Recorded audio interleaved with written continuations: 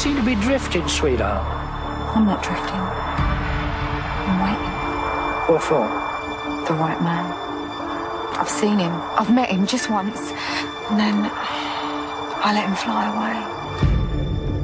If you ever see a little blue box flying up there in the sky, you shout for me, Gramps.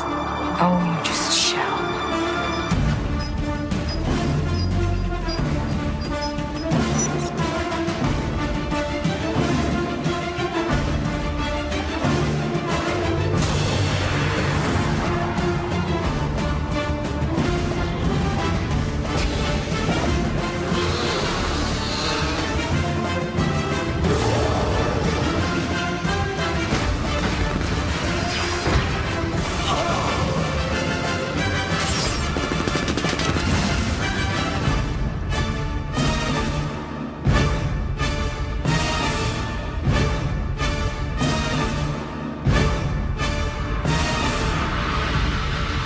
He's still out there, somewhere. And I'll find him, Gramps. I'll find him.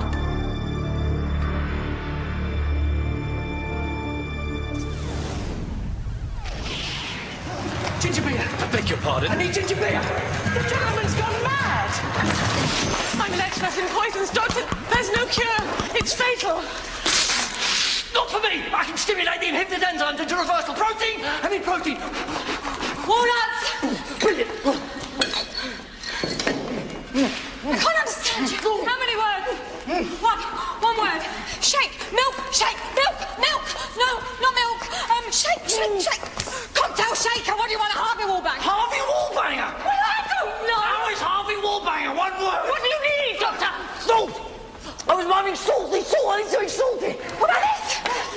What is it? Salt! That's too salty! Oh, that's too salty. What about this? What's that? Anchovies. What is it? What else? It's a song.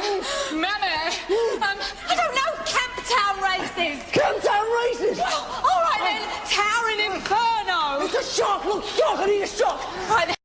Big shock. Coming up.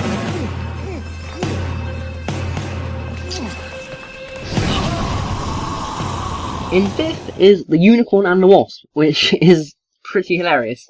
And I think the scene that was just shown reflects that. And as well as that, you've also got the names of the Agatha Christie novels cheekily inserted throughout the episode. And I think it's quite a clever take on the unexplained historical event of Agatha Christie's disappearance. And the Wasp looks pretty great as well. That's good CGI. And I think this is Gareth Roberts' greatest take on Doctor Who, save for maybe the Lodger. Your voice is different, and yet its arrogance is unchanged. But he's dead. Welcome to my new empire, Doctor. It is only fitting that you should bear witness to the resurrection and the triumph of Davros, Lord and Creator of the Dark Race. Doctor? Have you nothing to say? Doctor, it's all right. We're in the TARDIS. We're safe. You were destroyed. In the very first year of the Time War at the gates of Elysium. I saw your command ship fly into the jaws of the Nightmare Child. I tried to save you. But it took one stronger than you, Dalek Khan himself. I flew into the wild and fire. I danced and died 1,000 times. Emergency temporal shift took him back into the Time War itself. But that's impossible. The entire war is time-locked. And yet he succeeded. Oh, it cost him his mind, but imagine a single, simple Dalek succeeded where emperors and Time Lords have failed. A testament, don't you think, to my remarkable creations. And you made a new race of Daleks. I gave myself to them, quite literally. Each one grown from a cell of my own body. New Daleks. True Daleks. children, Doctor. What do you have now? After all this time, everything we saw, everything we lost, I have only one thing to say to you. On fourth place is The Stolen Earth by Russell T Davies. I decided not to include Journey's End here because I thought that it fell very flat on what was a great build-up in The Stolen Earth. The CGI in this episode is absolutely stunning.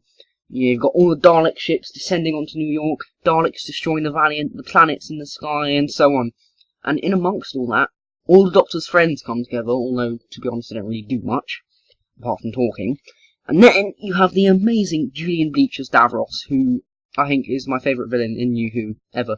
And that scene that you've just seen of the Doctor talking to Davros is brilliantly played. And the late Elizabeth Sladen's reaction is just so classic. And then the cliffhanger is, again, up there as one of the best of New Who, although I correctly guessed that David Tennant would not change. Hey, who turned out the lights? No, well, they're fine. No, seriously, turn them back on. They are on. I can't see a bloody thing. Dave, turn around. What's going on? Why can't I see? Is the power gone? Are we safe here? Dave, I want you to stay still.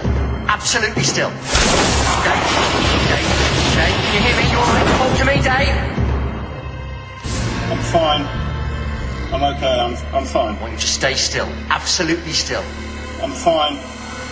I'm okay, I'm fine. I can't... Why can't I can't... Why can't I can't... Why can't I He's gone. He's ghosting. Then why is he still standing? Hey, who turned out the lights? Hey, who turned out the lights? Doctor, don't. Dave, can you hear me? Hey, who turned out the lights? Who turned out the lights? Hey, who turned out the lights? Back over the back! Back!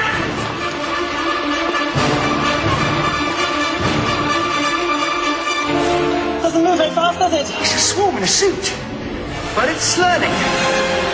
In third, we have the two-parter Silence in the Library and Forest of the Dead. And with this story, Stephen Moffat has again turned something that is relatively harmless into something very scary. Although in this case, we're already quite scared of the dark. But the Doctor explains that this fear is in fact not irrational, because there are creatures that are actually in the shadows and they just eat things, they just devour you in a second. And that's a pretty terrifying concept, that you can only stand where there is light. And if you even touch a shadow, there could be a possibility that you will be infected by these terrifying Vashta Narada. The lighting team did a really great job on this episode. They sort of lit everything to make it look claustrophobic, dangerous, and there wasn't anywhere to turn. And then as well, another significant event in this episode is the beginning of the River Song enigma, because this is of course her first appearance, but it turns out to be her last appearance, sort of her last meeting with the Doctor. So you've already got timey-wiminess happening there, which will become so typical of Stephen Moffat when he finally takes over as showrunner. So you've got Alex Kingston, you've got David Tennant on fine form, and the cliffhanger is again really good, because it turns out that Don Noble didn't actually make it back to the TARDIS, which is what the Doctor wanted her to do. And the ending, of course, is very good and very typical of pre-Stephen Moffat taking over Stephen Moffat, because no one dies. So, what do you think? Do we have a deal?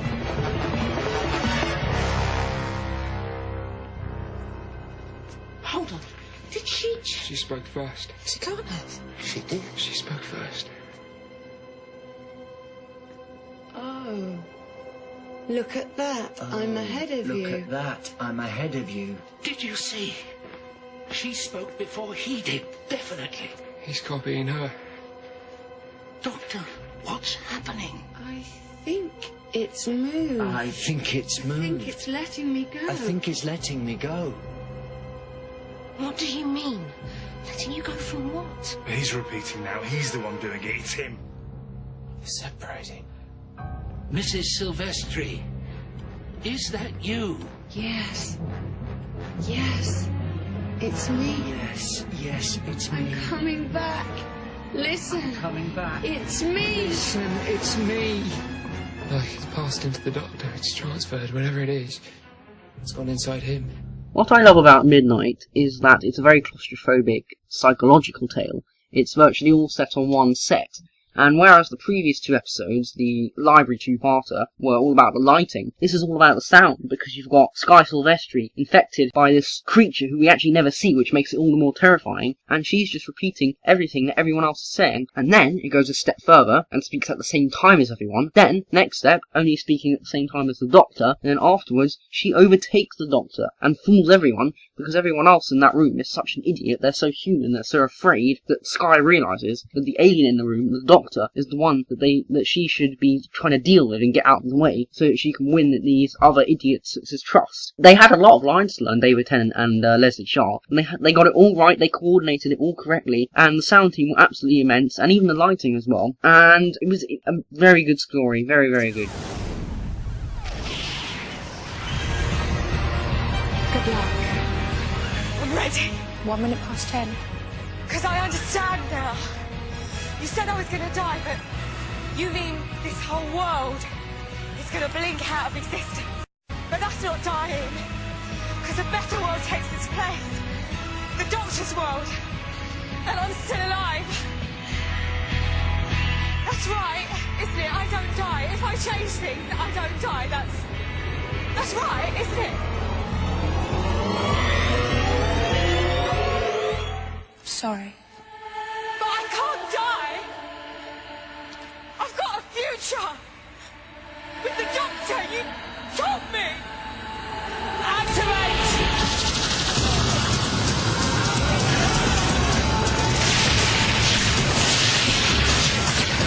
This is definitely Donna's episode.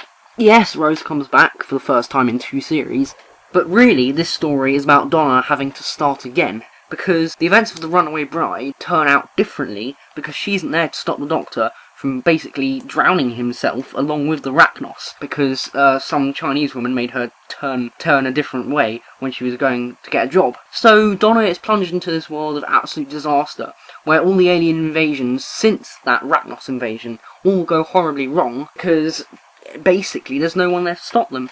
Yes, the first few were stopped by the Sarah Jane Adventures gang, Sarah Jane Smith, Martha Jones, Torchwood, you name it, but eventually they're all gone, and it's just Rose and Martha watching on, as, you know, the Adipose rampage around, the Sontarans are just about defeated by Torchwood, but then the Torchwood team are killed.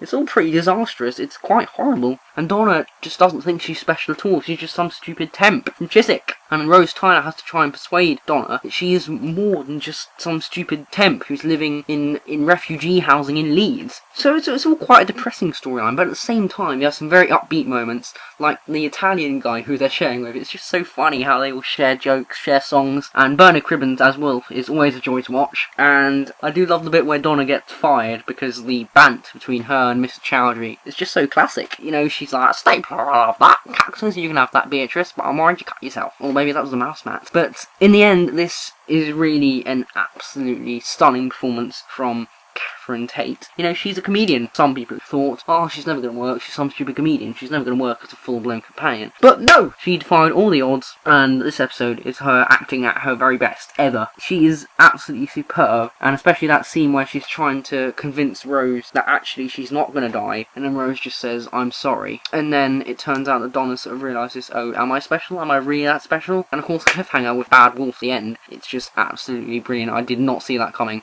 I thought the 2 words were Rose Tyler, not Bad Wolf, so that was a great surprise.